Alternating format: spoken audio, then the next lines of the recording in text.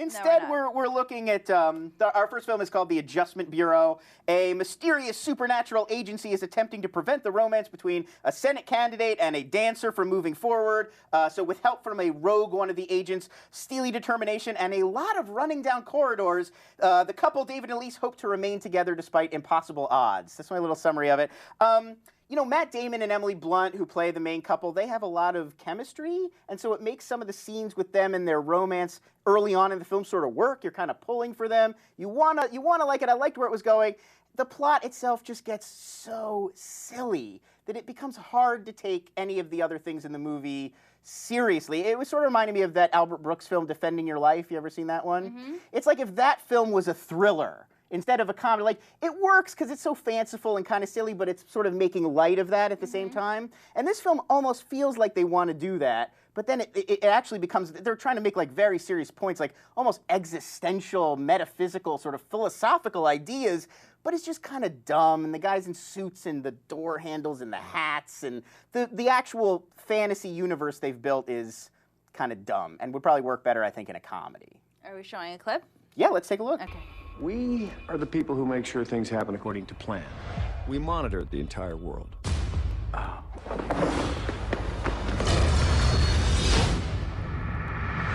Can't outrun your fate, David. You've just seen behind a curtain that you weren't even supposed to know existed. This is your plan, and we're determined to keep it that way. You bumped into a woman this morning on the bus. Were you just staring at my legs? I was defenseless against the dress. What does that have to do with anything? Your path through the world is supposed to have been adjusted. You weren't ever supposed to see her again. If you truly love her, just walk away. I concur. I have to say, though, I really enjoyed this film a lot more because I was shocked at how much chemistry and that banter between Matt Damon and Emily Blunt is hilarious and funny. Yeah. You really root for them as a couple, and I don't know if it's because they're A-list actors that really know how to act, or they're well directed, or I have a feeling they probably know each other off camera. But they're so likable, and you really want them to be together that you sort of start, like you said, writing off all these kind of ridiculous sort of the sci-fi Philip Dick elements of the movie. Like the idea that they have to wear top hats to walk through the doors. They couldn't come up with anything else. It was the most ludicrous thing I've ever heard. It's very silly, and the mythology just gets sillier as the movie goes on. And then it also, in the beginning, you've got like the main agent is John Slattery from Roger Sterling from Mad Men, and he's got this sort of seen it all, snarky, deadpan style that works because it's like he's almost like, yeah, isn't this ridiculous? Can you believe what we're saying? But then you get Terrence Stamp comes in at about the halfway point and becomes the main villain, and he's so serious. I mean, he's playing it very straight, and he's a great actor, but it just doesn't, it's just Did you feel like Christopher Nolan could have done the movie? It felt to me like Inception light. Like it was wanted to be Inception, but it wasn't at the same, in the city and the urban environment. But I honestly think another rewrite, and they either figure out a way to make it more funny so that you can laugh at it a little and it doesn't take away from the movie. Or the special effects. Or they find a way to make it more intense. It felt like one of those stories that maybe have been better on the page because your imagination can let you sort of believe these things, but when you're trying to see it on screen and make it credible, it's very hard to believe. Also, I mean, I like the whole color palette. The entire movie is black and gray, and I mean, Emily Blunt wears black dresses only. She wears a black dress to her own wedding. Too, so it's she wears a black dress to her wedding. The whole movie is black and gray, and I kind of like stuff like that, and I like that the message of the movie was ultimately like, no matter what, you cannot fight destiny. Oh, see, this we disagree on too. I wasn't really going to get too into it because it's a little long conversation, but the movie for a while seems like it's actually making sort of an interesting, non-conventional point about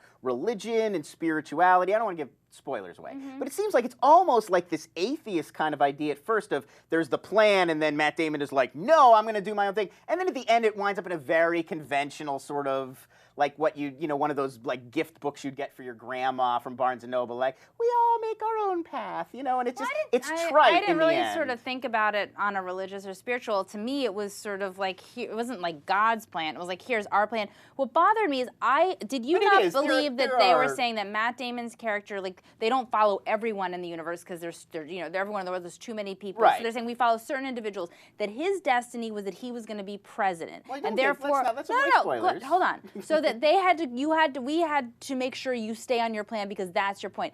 I started thinking about Terminator. And in Terminator, John, what's his name? John, who's-he-what's-he? He has John to... Connor, yes, the there we main go. character of the franchise. Yes, Okay. who's-he-what's-he, Connor, Yeah. same thing. That he had to save the world. That's why he needed to live. And I Right. felt like if the stakes weren't high enough, why does Matt Damon have to not be with Yeah, her? I mean, there's why, that, why like- does he have to be president? Because he stops a war or he stops, annihilation. Like, I needed there to be more purpose to his Right. save And that's his sort of, I mean, we're path. sort of saying two different ways of approaching the same point, which is that it sort of, sort of just fizzles out, and it never really builds up to where you think it's going to go, considering how weighty it is in the beginning. Just before we move on, in the chat room, Lost Expectation actually brings up a comparison that I thought of, which is Brazil. If Terry Gilliam did this movie, he has that ability to match like silly flights of fancy with real themes, like in Brazil, or even The Fisher King or 12 Monkeys. Yeah. And this movie doesn't handle that transition as well. It's got the silly fantasy side, it's got the thoughtful, heady side, and they don't ever really come together. However, I think as a date movie, as a movie that I think appeals to women, there is the romantic side of the movie, which is not what I thought I was getting in for with how it was being marketed.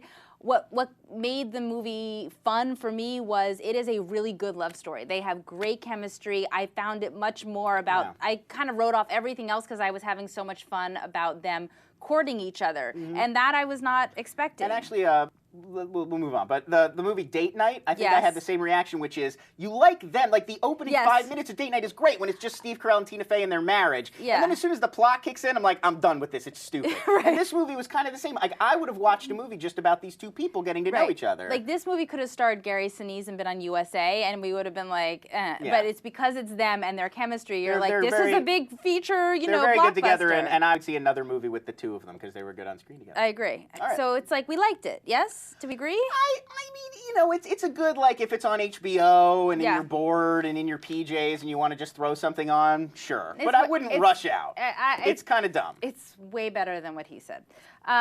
Take me.